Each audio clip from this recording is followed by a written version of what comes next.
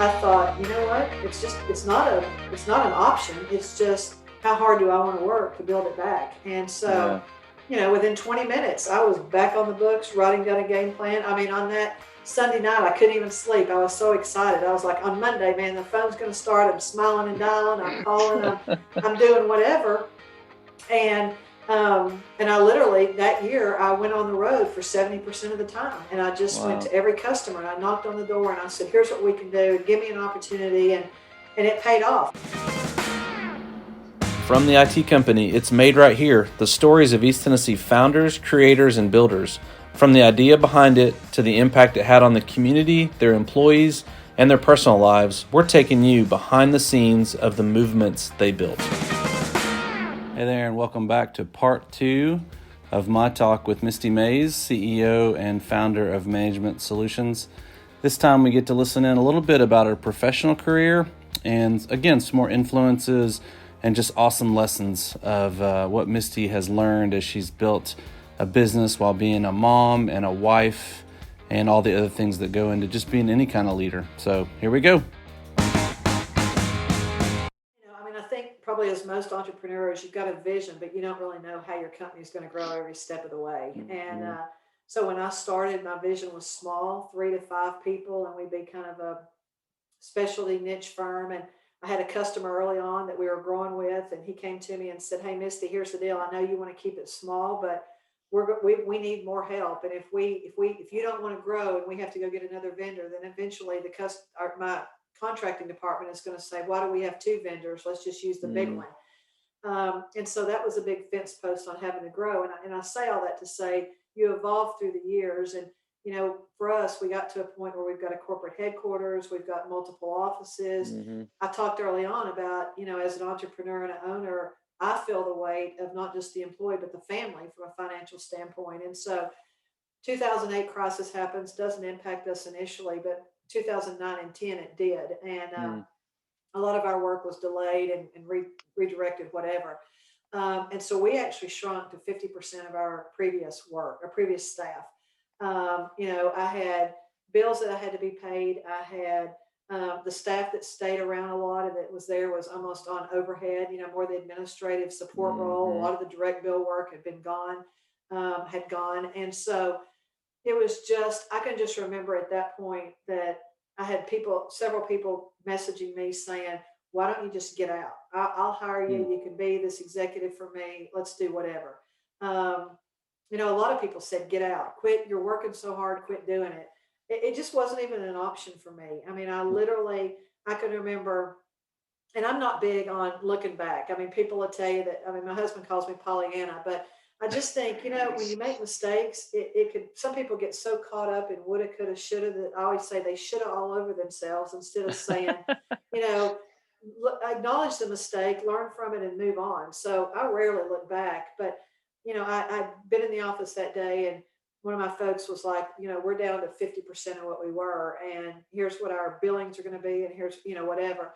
And I got in the car and I was driving home, and I can literally remember being completely overwhelmed, going, "Is this it? I mean, Mm-hmm. is the company going to be bankrupt?" And that to me was so foreign to even hear Mm-hmm. myself think it, because I'm sure that's what that executive was telling me is, "Are we there?" And Yeah. so I literally thought, I can't even believe I'm asking myself that question. And literally that quickly, it went away. I came Hmm. home. This was a Friday afternoon. This is where my husband says, "You never unwind." I got a tablet and I started writing down, who am I going to call on Monday? What customers am I going to call? Who Hmm. am I going to go visit? What am I going to do? And again, it goes back to just that. I thought, you know what? It's not an option. It's just, how hard do I want to work to build it back? And so, Yeah. within 20 minutes, I was back on the books, writing down a game plan. I mean, on that Sunday night, I couldn't even sleep. I was so excited. I was like, on Monday, man, the phone's going to start. I'm smiling and dialing. I'm calling. I'm doing whatever. And I literally that year I went on the road for 70% of the time, and I just went Wow. to every customer and I knocked on the door and I said, "Here's what we can do. Give me an opportunity." And it paid off. We got the work. We were able to hire folks back. They delivered Mm-hmm. excellence in what they did.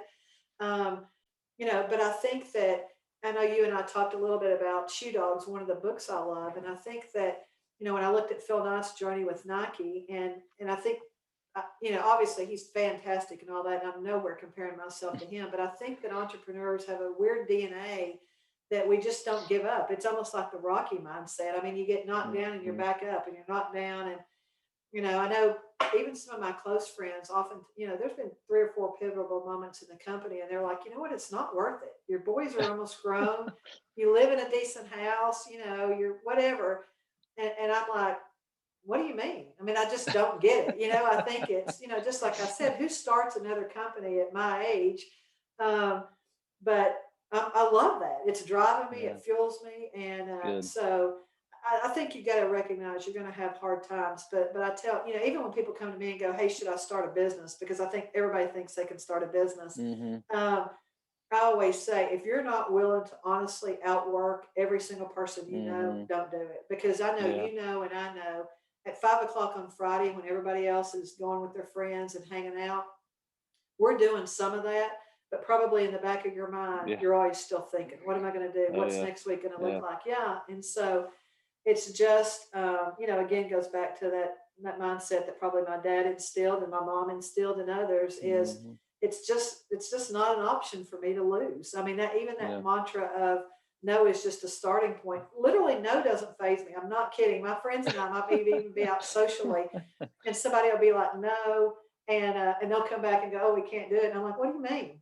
Let's just figure out an Mm, alternative approach. And so good. I just, try to really focus on that mindset. Well, you said it, and I don't know your dad, but you telling that story, it sounds like Jerry Duncan's daughter is what it sounds like. It sounds like a guy that got leukemia and said, "I'm gonna run some marathons." That's exactly right. So, I know that's important. You're such an active leader in our community on boards and nonprofits, and I know a lot of them. So, how do you think the company is making an impact personally and professionally to the community and to your people? Well, I mean, you're right. That's something very important to me. And one of the missions when I started the businesses were to have an impact, a kingdom and a long-term impact on the community. Hmm. I've always been very involved, and so I try to bring that into the company culture. And I tell folks, if you just want to be in a job that's clock in, clock out, 8 to 5, and it's all about work, you're probably going to hate working with me, and it's just not going to be a mix because it goes back to whom much is given, much is expected. And I'm really, we look at the holistic person. And so what I try to do is to open the eyes of my staff and our employees into all the opportunities that we have to give back. And it's not Mm, always people default to thinking it's writing a check. It's not always yeah. about writing a check. In fact, oftentimes that's the easier part. It's the getting the Hmm. volunteers and the people to give of their time, their most prized possession. And so what I try to do is open up the eyes of our staff, both locally, nationally, and globally, Mm, to opportunities. I talked earlier, we've got so much at our disposal and so much ability and wealth here mm, that just a little bit of time makes an impact. I guess one of the goals that I would say from an individual employee perspective is when they leave our company, if they've got a changed perspective on the impact that just one person can have, mm, that's a victory to me because I want yeah. them to see that they may not have the money, but they've got the time, they've got the just the awareness to see that there's some kind of injustice or inequity that they could make a huge impact Mm, on. That's important to me, and I think it's good citizenship. I think it's just good everything, and so I want to make those introductions to them. And so we actually give time to our staff to work with nonprofits. They've got certain mm, set amount of time. We match giving on what they do. hmm, One of the things that I talked about missionally when we started is I want our communities to say they're better for management solutions once we got there than they were mm, before. And if mm, they can say that both from a financial impact and a service impact, then I consider that job well done. yeah. And so I'll share that with our customers too, because I want them to know that it's not all about making money for me. I mean, absolutely, we're going to deliver excellence and we want to pay people well. And I have to remind my team a lot when they're talking about this and that. I'm like, at the end of the day, if we're not making money to spend on other things, we're just a kind of a gathering. We're not really a business. And so it's that Yeah. fine line, but it's also it's an opportunity to build our communities up where we are. And that's always been very important. And we've always had Yeah. great people that have wanted to partner with that and be involved in that. What's the most exciting thing for you about running the business? Oh, it's the building something new. So right now I've got this subsidiary that we talked about, Talent Solutions, that I launched last June, and I mean I feel like I just light up when I talk about it because it's brand new. It's like a brand new. All these problems we're solving them. I mean, I said the Yeah. other day to my, I've got a little team working with me, and I'm like, guys, it's like we're building the plane as we're flying it, and it really is. But I like thrive in that environment. You know, Yeah. it's new. There's a lot of problems. We're trying to solve it. It's creative. That Mhm. fuels me. You know, you're an Enneagram 3, strong 8.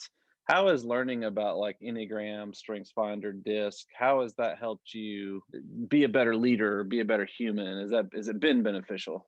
Oh, it hugely has because, you know, I said earlier, I know what I do really well and what I don't. And so learning more about what my DNA is and what my propensity would be to default to on behaviors, those that are considered good behaviors and good patterns and things, I absolutely want to keep affirming and modeling. But it really opened up my eyes to some that aren't as good and Mm, in working with people. And so I'm cautious about it. So, you know, I think because I'm a very visual learner, and visual learners try to, you know, rapid fire at everything, quickly make mhm, decisions. And one of the things is I realize that is not everybody's that fast, rapid fire. And mhm. so oftentimes, just because I'm in a hurry or I want to get through it or I'm thinking of something down the road, um, I'll throw something out and I just assume that everybody's following along with me. And Yeah. so it's really been good for me to step back and go, you know what, I need to. It's that old saying, you know, tell them what you want to tell them, and then tell them what you just told them. And so you know, Yeah. it's things like that that bring me back. It's other things that I've learned that sometimes I can almost be too direct because Mm, I feel like everybody's been in this conversation in my mind and we're all at the same point and we're not. And things, of course, when I'm in meetings and in different groups where people are sharing that, people always go, "Oh, I knew that was you," or "I know that was you." I did this leadership thing with Lipscomb University through Leadership Knoxville a couple of years ago, and our instructor said, "Hey, there was one person in this group that had the exact profile as me," and he goes, "I want to apologize up front, and I want to meet with this person afterwards." And so I wasn't even barely paying attention, but he goes, "It's Misty Mays," and I'm like, "That's weird." And he goes, "Here's the good thing about you, Misty." He goes, "We're going to have a big presence and we're going to make a big impact." But he goes, "Also," and this is so true, he goes, "We'll sit in our offices with chaos going around all around. We just don't even get into it. We let it go. It festers. It's getting mm, bigger and bigger." And he goes, "And then when we've had it, we come out of our office with both guns ablazing and there's carnage everywhere." And so, you know, one of those studies showed me that, and I thought about that, and I thought, you know what, that is exactly right. yeah. Mm, I don't love, no one loves conflict, but I don't even sometimes, I think I almost become um, conflict adverse. And so mhm. I'll avoid having those hard conversations until I have to. And so, what Yeah. I'm really working on now, even at my point, is when you see something, not every little thing, but if you're seeing a repeated pattern 2 or 3 times, talk to that individual because if you Mm, let it go, you know, I always say you get what you accept. So yeah. that employee has no option to know that it's anything wrong or Mhm. different or whatever. So have those hard conversations at the front end so that I don't come out and I'm ready to fire that employee or that Yeah. coworker because I haven't, you know, given them the benefit of the doubt. So Yeah. I'm all into those things. Like I said, I think it affirms your strengths, and I'm all about people sticking to your swim lane and do what you do Mhm. well. And but absolutely, I'm a constant learner too, and so I don't like hearing things that I maybe don't do as well. But I can tell you, as soon as I hear it, I'm going to study it, I'm going to learn from it, and I'm going to on purposely apply how to improve on it. So I just think that's hugely important. My husband is a very visual processing traditional engineer. And, you know, an example that I share when I give some talks is that when I say I want to get a new car, I've already, in my mind, I've already decided what kind of car, what color, what year, everything about it. I know everything about it. I physically, when I get up on like a Saturday and say I'm ready to get a new car, I physically mean I'm ready to Yeah. go get the car and bring it home. What I learned early on is because my husband is an audio processor, which means he likes to throw it out there and discuss it along the way. Mhm. Um, when he says, "I think I'm going to get a new car," he means 6 to 18 months down the road. He's just starting the socialization process. And at the Yeah. beginning in our marriage, you can imagine the angst that caused. But to your point, what I've learned is now that I know his style, is instead of doing all that processing in my head independently and then announcing the decision, I'll start saying, "Hey, I'm really thinking about getting a new car." Mm. So as soon as I've thought about it, I've vocalized it. That he hears that, he knows that's going on. And so I think that's a great Yeah. example to your point, is recognizing the strengths in everyone. And then it's the onus is on you to be able to navigate that, to keep the relationship intact, whether that's personally or professionally. I will say this about female leaders is it is so important, your spouse or your partner. Mm. I'm Yeah. just going to tell you, you know, the data shows the five people that you spend the most time with shape the way you see yourself. And they're either Hmm. going to build you up or they're going to tear you down. Yeah. And, you know, I wouldn't be where I am today if my then boyfriend, now husband, hadn't have pushed me to do engineering. Mm. I wouldn't be where I was today if when our kids were sick and they were little, if he didn't alternate days with me staying home from work. Yeah. Um, you know, there's so many things I could say like that. And one thing that I think is really as important is, as busy as we all are, you know, I have very little downtime. And there's a group of friends that I have from college that every year for 30 something years now, we get together for a long Hmm. weekend. And you know, 6 or 8 years ago when I was so busy and there was so much going on, I told my husband, I said, I'm not going to go this year. And he said, why? And I said, I'm just worn out. I've been on the road and things are, it's just too much. I'm just going to keep this weekend to myself. And he came in and he goes, you know what? I really wish you would reconsider that. And I said, why? Hmm. I can't believe I'm gone all the time that you want me to be gone again.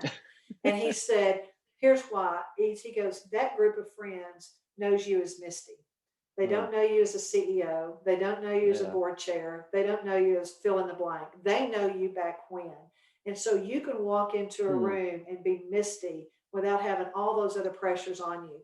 And so I went, and it was such a blessing that Hmm. weekend to have that respite and that, and it was right. Half Yeah. of them don't even know what I do, where we are. And I came back to him and I said, what a gift by you encouraging me to do Yeah. that. So I just think that's hugely important because we can't have it all. We can't do it all. And if your partner or husband is not the person, if they're not supporting you, your chances of being successful are minimal. It's really good. Well, hey, my last question. We all learn along the way, and learning is primarily, we learn through failures and successes. For you, do you think you've learned more? Would you say that you have learned more through failure or more through success? Oh gosh, 10,000 times failure. Um, and I'll say it two ways. One, I just think I've got this drive for excellence, and I hold myself to a high standard. And so when there's a failure, it really bothers me. You know, I've had to grow in that because I think that we can sometimes let failure sidetrack us, and I don't want to do that. And that's Yeah. why I kind of have that saying, you know, learn from it and move on. Hmm. Um, but I think you can't give up. I mean, I think that failure is just going to be normal. I mean, people need to expect that in their life, whether that's personally, professionally, everything you do. I mean, I always say the best laid plans are going to go astray. Yeah. And so you've got to recognize that you're going to fail. I think the more important thing is how you respond when you fail. Hmm. And you know what I've always tried to do is say, you know what, that might happen once, but that's not going to happen again because I'm going Hmm. to learn, I'm going to study, I'm going to improve. Um, and so that's what's probably given me the most success are those failures because you know, I think following successes are great. And I want to say this, I don't think as a culture, and probably me as a CEO, oftentimes don't take enough time to recognize the successes. Yeah. You know, we work hard for something and we get it and it's like, all right, great, we got it, what's next? Whereas if it's a failure, I'll take time to think about it, process Yeah. it, that kind of stuff. And so I do try to slow down to say, let me recognize those successes. I mean, just like this week on my M4 moment with the company, one of the things I said to him is, I think we tend to etch our failures in marble and our successes in the sand. And I think Yeah. that's Wow. important because, you know, I mean, as big of an impact as those made, I want to be able to look back and go, but you know what? Here's what went really well. And, Hmm. you know, here's everybody that helped me on it. And I'm a big believer of it takes a village. I mean, I've spoken, I absolutely know I wouldn't be where I was today if people didn't pour into me and give to Yeah. me. And so nobody gets there on their own. And so I just think that, you know, take those failures. You know, I do a lot of talks where I talk about, I mean, Thomas Edison literally tried over 10,000 times to get the light bulb to work before it worked. You know, if you look at like a Michael Jordan, who some people believe is the best player ever, um, he talks about his shooting percentage was below 50%. for years. And I think we get so caught up with seeing these successful people and we think it happened overnight. What we don't see is the 10,000 hours they spent practicing. We don't see the times at night.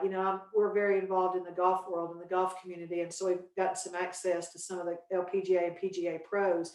And what people don't see, they see the Sunday when they're in a country club playing, making millions of dollars. What they don't see are the nights that the Mm. lights are off everywhere and they've got their car lights on and they're hitting balls in the Yeah. dark when nobody else is there. And so I just think it's important to realize that failures are a part of life, and the way you respond to them is going to set your trajectory. Yeah.